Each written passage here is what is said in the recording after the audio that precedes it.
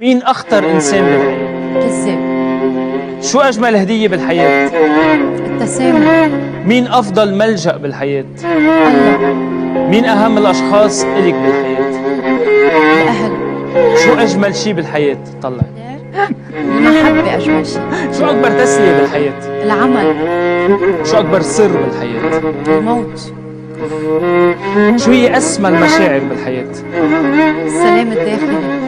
مين أفضل معلمين بالحياة؟ الأطفال. حلو. شو هو أجمل يوم بالحياة؟ اليوم.